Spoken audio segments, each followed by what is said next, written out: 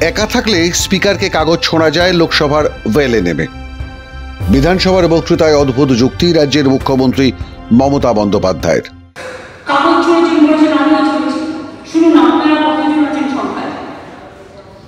আমি যখন কাগজ ছুঁড়ে ছিঁড়েছিলাম তার কারণ হচ্ছে আমি তখন একা ছিলাম।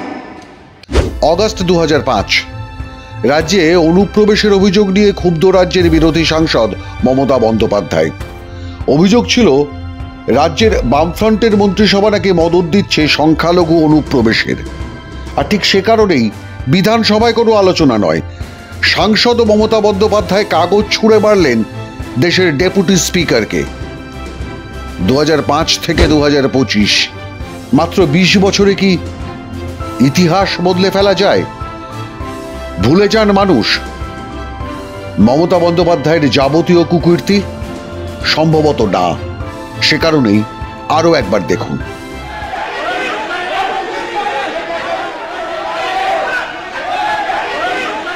এতদিন এই কলঙ্ক উচ্চারণ করেননি মমতা বন্দ্যোপাধ্যায়। এখন মুখ্যমন্ত্রীত্বের শেষ পর্যায়ে এসে যখন ক্ষমতা হারানোর ভয় চারদিক থেকে চেপে ধরেছে মমতাকে, তখন বাধ্য হয়েই এই ব্যাখ্যা হাজির করলেন বিধানসভার ভিতরে। তাও সেই অসত্য ভাষণের লিপিবদ্ধ করে রাখলেন বিধানসভার মিনিটসেও। কেন এই উদ্যোগ মুখ্যমন্ত্রীর? সরস্বতী পুজো বন্ধ করা নিয়ে রাজ্যে চলা নানাবিধ অশান্তি ও হুমকির প্রতিবাদে মুলতবি প্রস্তাব এনে আলোচনা চেয়েছিল বিরোধী দল বিজেপি। আলোচনার সুযোগ না মেলায় বিধানসভার ওয়েলে নেমে বিক্ষোভ দেখান তারা, আর অধ্যক্ষ তাদের সাসপেন্ড করে। লঘু পাপে গুরুদণ্ড। আর এরপরই প্রশ্ন ওঠে, 2005 সালে লোকসভায় স্পিকারের গায়ে কাগজ ছুঁড়ে মারায় কি শাস্তি পেয়েছিলেন মমতা বন্দ্যোপাধ্যায়, সেদিনের সাংসদ?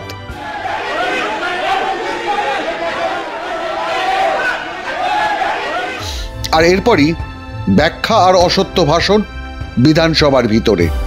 প্রশ্ন হলো, এখন যদি একা বিধায়ক নওশাদ সিদ্দিকী স্পিকারের দিকে কাগজ ছোড়েন, তাহলে সেটা মেনে নেওয়া হবে তো?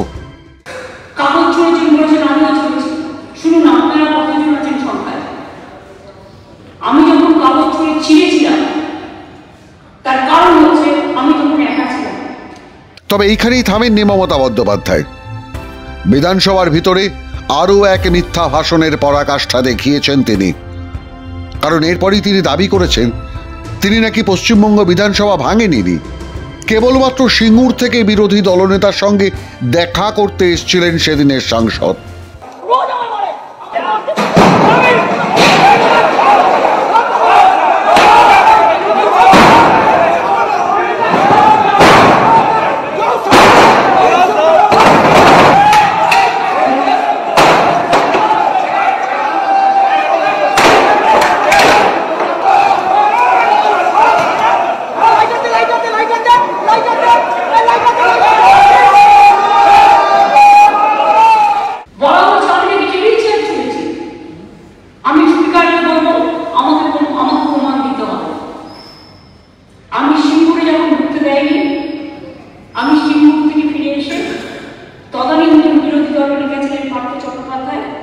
আমি তার সাথে দেখা করতে আসছিলাম তার অপোজিশন লিডারের ঘরে।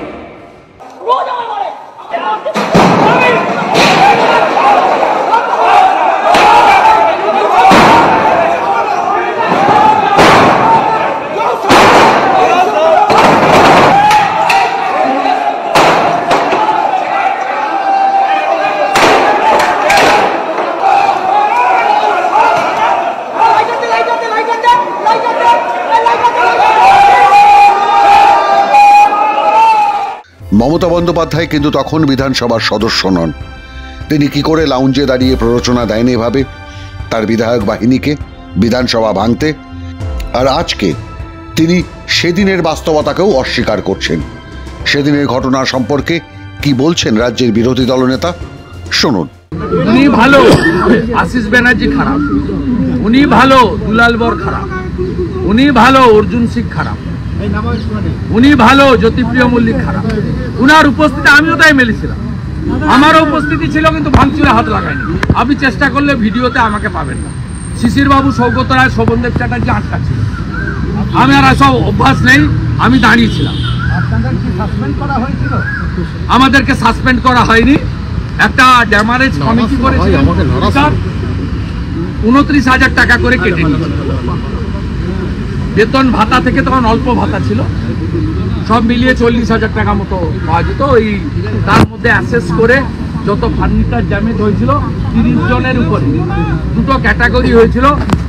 যারা ডাইরেক্ট ভেঙেছিলেন তাদেরকে বেশি করেছিলেন 2 মাসের, আর যারা আমরা ভাঙচুরে ছিলাম না, ছবিতে নেই কিন্তু প্রেজেন্ট ছিলাম, আমাদেরকে আমার 29,000 টাকা নিয়েছিল।